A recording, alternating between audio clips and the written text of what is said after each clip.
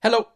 So today I'm going to talk about Salman Rushdie's Midnight's Children. Having just recently read Gabriel Garcia Marquez's 100 Years of Solitude, it is very evident that that book had a massive impact on Salman Rushdie and this book, Midnight's Children. Midnight's Children was first released just 6 years after Salman Rushdie first read 100 Years of Solitude around the mid-70s, which was around 5 years since it had been published in English. This is the first Salman Rushdie book I have ever read, and I am not too sure what I can add to the conversation when it comes to Midnight's Children. It has been so vastly reviewed. There's been articles and many publications on just this book alone.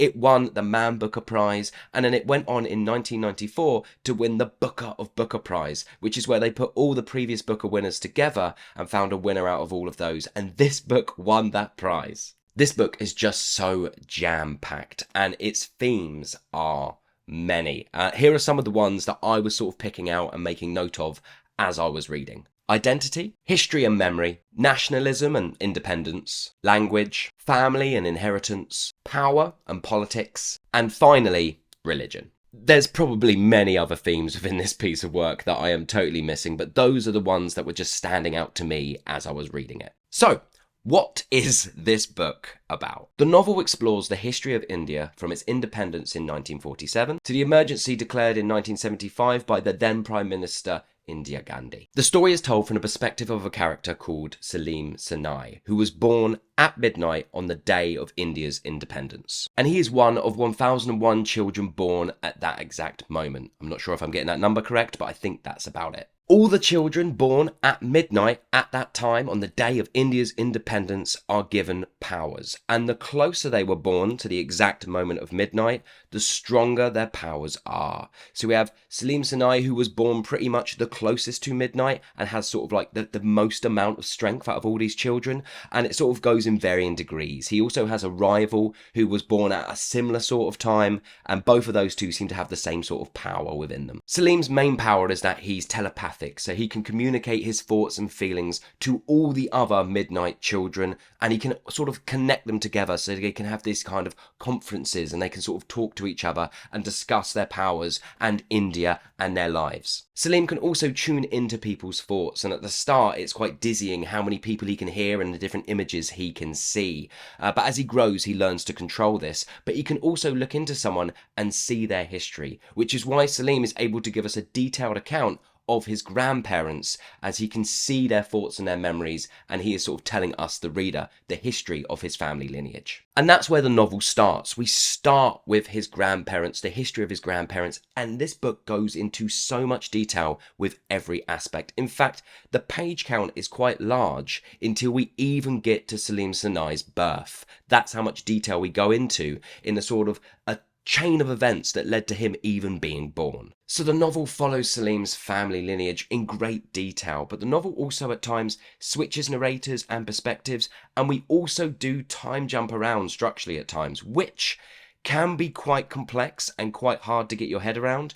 I would say it took me to the 220 page mark until I'd fully sort of warmed in to the style of the novel. It is a challenging novel, especially to start, but you do warm into the kind of structure of it. But yeah, it by no means, Salman Rushdie is not making this easy for the reader. The story covers a lot of India's history and in great detail through the eyes of Saleem. But Saleem also has his own personal story, which is also incredibly detailed and so richly and deeply woven into the fabric of India's history that we're being told. Just like 100 Years of Solitude, this book has a lot, and I mean a lot of characters, so many different names to remember, so much information being thrown at you. It would be pretty hard for me to mention all of the side characters that Saleem meets in his journey. It would be hard for me just to name all of his family tree. That's how deep and rich this novel is. I will mention one character though, Panama, who he is telling this story to, because that sort of structurally keeps the novel balanced. We come back to Saleem at 31 years of age,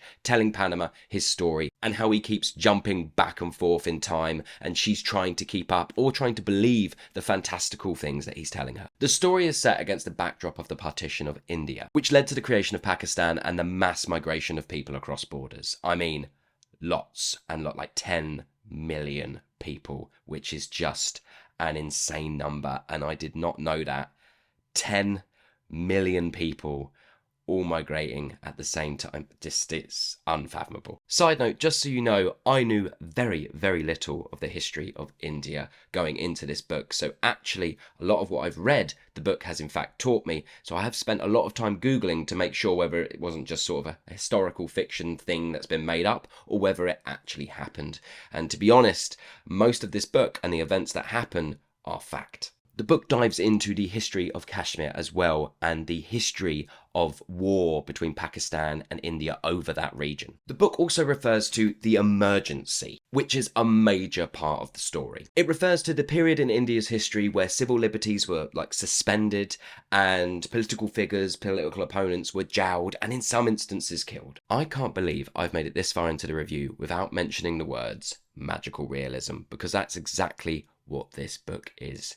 It weaves fantastical and magical elements into a realistic and often accurate history of India. It's not out and out fantasy, in which obviously there's imagined worlds with kind of intricate spell systems and kind of, the way the world works is completely different. No, it is very much set in our world, but with these kind of magical, fantastical sort of elements woven into it. And it's just another, like 100 Years of Solitude, another fantastic example of magical realism and how it should be done. It's just popped into my head whilst filming this that I missed out a couple of themes within this book. The idea of destiny and fatalism, and how in fact all of the Midnight's children are so beautifully woven into the history of India. They are the history of India, and they have to suffer the way India suffered and also excel the way India excels. And yeah, they are almost, it's history in and of itself, and that kind of magic is the fabric of India, and how India as a place is so intricately connected. And almost that's kind of what this novel is saying, is that the history of Saleem's family is so rich and deep and woven into the fabric of India, and so is all of the Midnight's children, or the fellow Midnight Children members. It is India in its essence, and I think that's really what this book is trying to say. So, as you can see from my rambling, this book has got a lot going on. It's just so dense. It's so dense, and there is so much to get your head round. So much history, so much politics, so much kind of joy and life and culture, just absolutely jam-packed into it. Whoa, it's hard to get your head around, I'm not going to lie. It hits you like a ton of bricks. It's a tough one, but it is really rewarding. Really rewarding. In its simplest form, if I was to break it down, how do I break this book down? In essence, it's the story of a man telling a woman his life, from the lead up to his birth, to his adolescence and into adulthood, and how the history of the place that he lived affected him and his family, and the way he was and the way he saw the world. Really, that's kind of it. But also, that's not really it, and that also doesn't really do it justice. So let's jump over to my likes and dislikes. What did I like? I liked a lot, if you couldn't already tell. I just loved how dense it was, how packed it was with history. I learned a ton. I mean, I learned so much for this book, and any book that can keep me entertained and engaged at the same time teach me shitloads is a massive plus in my book. Yeah, I loved how kind of extra it was in all of the details, leaving kind of no stone unturned. At times that may, with the pacing, make it feel like moments are dragging, but as soon as you get into the style of the book, you understand that that's what this book is trying to do. It's giving you an absolute detailed account of a country and a life, and that is really hard to do without going into all the idiosyncratic details, and I really loved it for that. I also really loved the writing style. Salman Rushdie is amazing. Amazing. So beautifully poetic.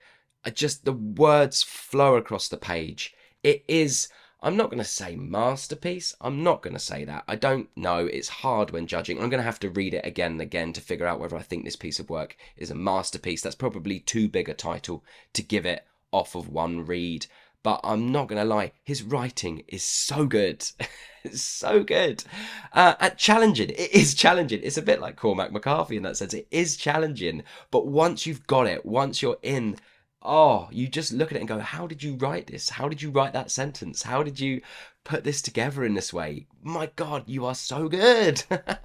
I also really liked / loved the structure. I liked that it was jumping around. I really loved the idea that we went way, way back to Saleem's grandparents to kind of, it took so long, like so long to actually get to Saleem's birth. I also liked that sort of plot-wise, there were twists. I liked how Saleem as a narrator is quite unreliable because we are just relying on his memory as well as his memory that's been filled with all these other memories of other people.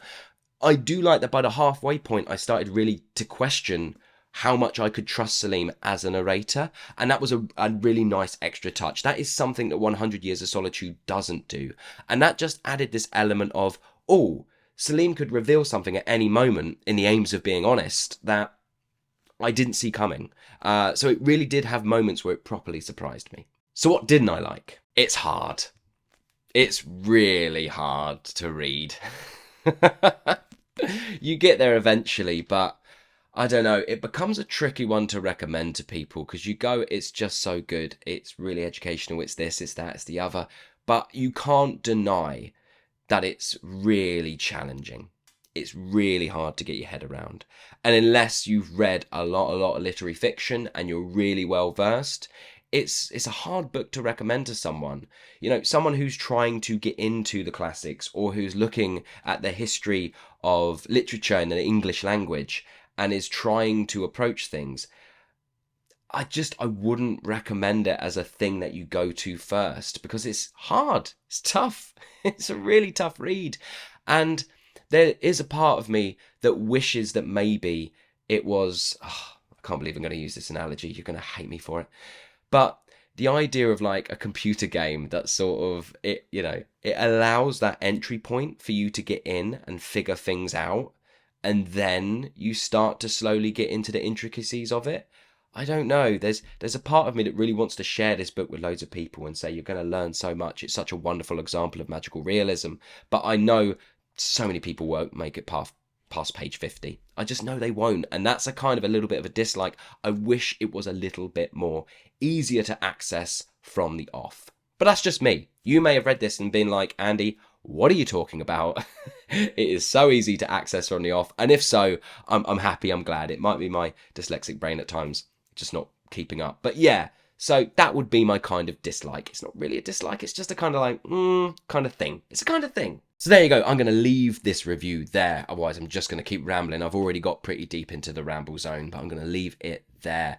So a couple of things. Have you read Salman Rushdie's Midnight's Children and what did you think about it? I thought it was fantastic and I'm going to give it 5 stars out of 5, along with 100 Years of Solitude that I recently read, another one of what you would call classics, which I also gave 5 stars to.